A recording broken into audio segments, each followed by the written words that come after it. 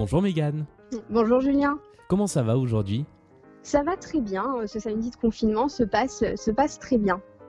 Eh bien, merci d'être à la maison pour ce 41e jour, le 6e samedi. On va discuter un petit peu. Ouais, ça passe à la fois vite et pas vite du tout. On va commencer par la petite tradition de l'émission qui est de te permettre d'écouter le titre de ton choix pendant le début de l'entretien. Est-ce que tu sais déjà ce que tu as envie d'écouter ? Oui, alors évidemment, vu notre passion commune pour Michel Sardou, j'ai longtemps hésité à proposer une chanson de Michel, particulièrement Attention les enfants en danger. Bon choix. Mais finalement, je suis tombée sur des branches de France Gall pendant que je faisais mon sport cette semaine et ça m'a mis une super pêche. Donc on va partir plutôt sur France Gall. Eh bien, c'est aussi un très bon choix qu'on va écouter pendant les 4 premières minutes de cette petite discussion. Comment ça se passe pour toi le confinement ? Alors mon confinement se passe bien jusqu'à présent, j'ai de la chance. Je suis confinée seule dans mon appart parisien. On en parlera certainement un peu plus en détail après, mais je pense que j'ai fait le bon choix. Ouais. Même si maintenant c'est vrai que ça commence à être un petit peu long et j'ai très très hâte de revoir ma famille et mes amis. D'accord. Les conditions de ton confinement, c'est quoi exactement ? Alors, à part le fait d'être dans ton appartement, tu continues à travailler, comment est-ce que tes journées sont rythmées ? Oui, alors j'ai eu la chance de commencer un nouveau job le 9 mars, donc pile 8 jours avant le début du confinement officiel. Donc ouais. Bon, je suis passée très vite au 3/5e et en home office, mais je travaille. Donc 3 jours par semaine. Et le reste, j'en profite pour prendre un peu de temps pour moi, pour faire du sport, pour lire. Mais alors, comment ça s'est passé le début de ce nouveau job ? Parce que du coup, tu as eu le temps de prendre tes marques même pas une semaine avant que qu'on soit confinés. C'est vrai que ça a été assez particulier parce que donc, je suis consultante achat, je suis arrivée pour m'occuper d'un projet dans un grand groupe industriel français et on sentait un petit peu que voilà, tout le monde naviguait à vue, un petit peu comme maintenant finalement, que d'un jour à l'autre tout pouvait changer, que l'activité pouvait baisser. Je comprenais que très vite on allait être mis en télétravail. Donc je m'attendais à beaucoup de choses pour une prise de poste, mais pas à ça. Ouais, c'est quand même une des choses les plus improbables qui puissent arriver, de se retrouver en télétravail, isolé du coup de ses nouveaux collègues, même pas une semaine après. Comment ça se passe en termes d'ambiance, en termes de prise de marque ? Depuis, je dirais à peu près 2-3 semaines, ça va beaucoup mieux. Ouais. Parce que c'est vrai qu'aussi, au tout début du confinement, j'ai peut-être eu le Covid, donc ça a été 2 semaines aussi assez particulières. Pour moi, voilà, il y a eu les 2 premières semaines du confinement et la suite. Donc c'est vrai que ça fait maintenant 23 semaines que je vais beaucoup mieux, que je me ressens à nouveau moi-même. Donc à partir de ce moment-là, ça allait beaucoup mieux. Mais c'est vrai que les 3 premières semaines, donc la première semaine sur place et les 2 semaines où j'étais très très fatiguée à cause de cette suspicion Covid, c'était pas évident. Ouais. Et là, aujourd'hui, tu travailles comment, du coup, en collaboration avec les autres ? Vous avez... Il y a eu une formation ou finalement, tu as pris tes marques professionnellement assez vite ? Alors justement, en plus, pour parfaire le tableau, la personne qui devait s'occuper de ma passation n'était pas présente. D'accord. Donc je suis vraiment arrivée dans le bain directement, comme un enfant à qui on dit de sauter dans la piscine pour apprendre à nager. Ouais. Donc ça a été beaucoup de questions, beaucoup d'échanges en présentiel la première semaine. Et après beaucoup d'appels, beaucoup de réunions Teams, beaucoup de visio, beaucoup de mails avec mes nouveaux collègues depuis maintenant 6 semaines. Alors tout à l'heure, quand on a commencé à discuter, tu disais que tu étais donc confinée seule dans ton appartement et que c'était pour toi le bon choix. Qu'est-ce que ça veut dire ? Alors, le bon choix, ça a été que, bien évidemment, comme je suis célibataire et que j'habite seule, même si j'espère que ça ne va pas durer éternellement, mes parents, à l'annonce du confinement, m'ont proposé de descendre les rejoindre dans ma ville d'origine, Nice, dans le sud. Ils ont la chance d'avoir une maison agréable où on ne se marche pas dessus. Et en plus, ma sœur était avec eux. Donc j'ai voulu à ce moment-là partir. J'ai pris un billet d'avion qui malheureusement a été annulé.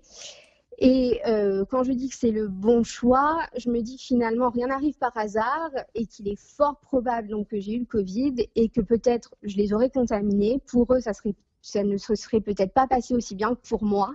Ouais. Donc finalement, ça a été 2 semaines un peu particulières pour moi. Pas désagréables, mais particulières. Donc je me dis que je les ai peut-être protégés et qu'encore une fois, rien n'arrive par hasard.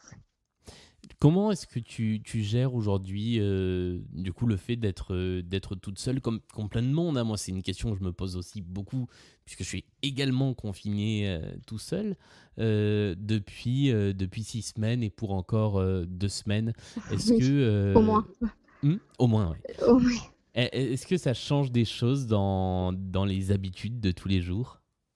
J'étais assez, pas préparée, mais le fait d'avoir été au chômage pendant 2 mois avant ma nouvelle prise de poste, disons que j'avais un petit peu déjà mis des routines en place à ce moment-là, c'est-à-dire voilà, ne pas se lever tard, bien se faire à manger, ne pas se laisser aller. Je fais beaucoup de sport, c'est très important pour moi, donc j'ai continué voilà, tous les jours entre midi et 2 quand je travaille à me mettre une séance de sport, à me mettre 2 séances de sport quand je travaille pas. La solitude, j'ai la chance de ne pas trop la ressentir. Je suis seule, mais je ne me sens pas seule. Voilà, j'échange énormément avec ma famille, avec mes amis, voilà, beaucoup de visio, beaucoup d'appels. Quand j'ai eu voilà, cette suspicion de Covid, je me suis sentie extrêmement chanceuse d'avoir des gens qui prenaient de mes nouvelles, qui m'appelaient, qui échangeaient avec moi. Donc maintenant, voilà, c'est la première semaine. Cette semaine, ça a été la première semaine pour moi où je me suis dit, là, ça devient un peu long. J'ai vraiment hâte de revoir tout le monde et j'essaye de prendre un jour à la fois. Voilà, de ne pas trop regarder les infos parce que si on commence à trop réfléchir à la situation, c'est compliqué. Donc voilà, de prendre un jour à la fois. Je dis, bon, ben, c'est super, c'est déjà un jour qui est passé. On espère que demain, ça se passera bien. J'essaie d'être très optimiste. Moi, c'est vrai que je préfère regarder le chiffre des jours qui sont derrière et me dire on a déjà passé 40 jours plutôt que de faire le compte à rebours, comme je disais hier ou avant-hier dans un épisode, de dire plus que X dodo avant la sortie. Oui, et je pense aussi, paradoxalement, moi, le déconfinement m'angoisse plus que quand on est rentré en confinement. Parce que je me dis, est-ce que les gens ont bien compris que même si on va être déconfiné, cette épidémie, elle n'est pas terminée, que notre vie d'avant, on ne va pas la retrouver tout de suite, qu'on aura une vie un peu différente. J'ai confiance en l'humanité. Je me dis qu'on va s'adapter, qu'on trouvera des moyens de se revoir tous, de tous se réunir. Mais ce temps d'adaptation entre la fin du confinement et la prise de nouvelles habitudes me fait un peu peur. Je me dis, est-ce qu'il n'y a pas une deuxième vague qui va repartir? Est-ce qu'on ne va pas être reconfiné? Est-ce que je vivrai beaucoup moins bien, je pense, que la première fois? Donc, j'ai un peu plus d'angoisse par rapport au déconfinement. Ah, c'est intéressant. Tu vivrais moins bien un deuxième confinement que le premier? Je pense, parce que comme tout le monde, je pense que quand on va sortir de ce confinement, on va tous avoir envie de faire beaucoup de choses, de se voir, de sortir. Et si on nous reconfine, je pense que ça sera encore plus difficile, parce qu'on connaît. On connaît, on sait qu'il y a eu des moments faciles, un peu moins faciles. Et puis on a vu aussi les conséquences économiques, sociales, donc on serait beaucoup moins sereine. Moi, j'étais très sereine le soir où ils ont annoncé le confinement. Je me disais, ça me permettra de prendre un peu plus de temps pour moi. Si j'avais pas été malade les 2 premières semaines, franchement, ça m'aurait pas dérangé plus que ça.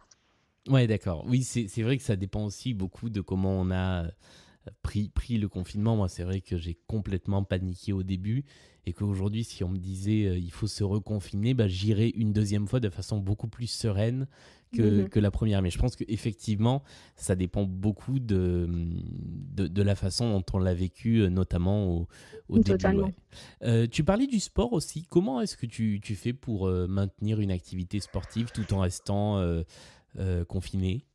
Alors, je suis une coureuse, mais j'avais décidé en fait le week-end où ils ont fermé les bars et les restos, donc le week-end avant le confinement, que je n'irais plus courir. Ça a été très difficile pour moi, mais je me dis que c'est mieux. J'ai craqué hier au bout d'un mois et demi. Donc, voilà, je suis allée très tôt le matin en faisant très attention. Mais bon, je pense que voilà, on arrive tous à un moment où on fait un peu des petits craquages. Ouais.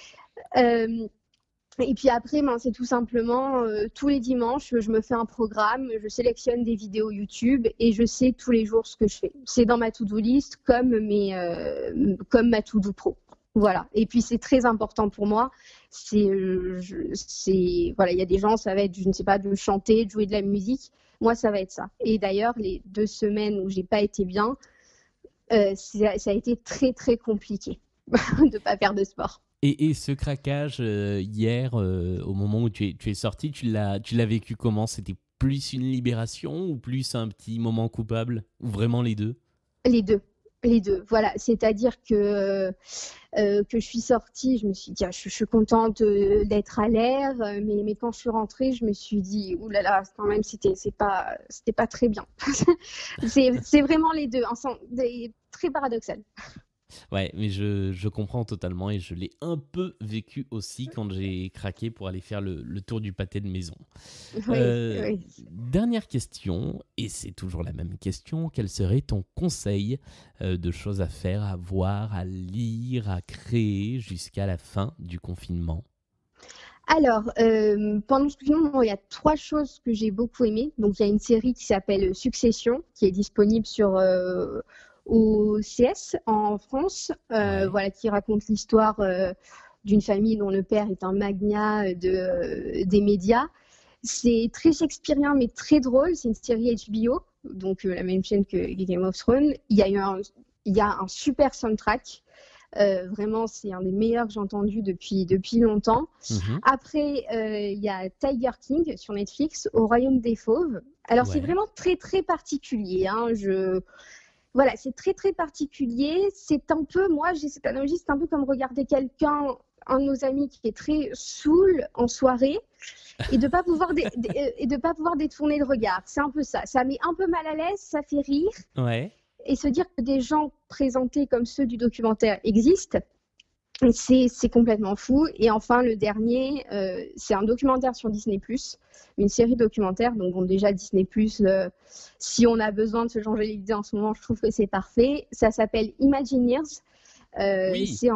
C'est sur toutes ces personnes qui collaborent encore maintenant à l'ambiance, l'élaboration des attractions dans les parcs Disney. Et vraiment, c'est formidable. Il y a, si vous aimez plus le côté business de la Walt Disney Company, on en parle. Le côté créatif, on en parle. Il y a des témoignages des anciens CEO et de l'actuel CEO. C'est passionnant et vraiment, c'est mon gros coup de cœur. Eh bien, écoute, je ne peux que valider ce coup de cœur parce que je crois que j'ai fait le même 3 fois dans la semaine à des gens. C'est une excellente série documentaire. Oui, c'est génial.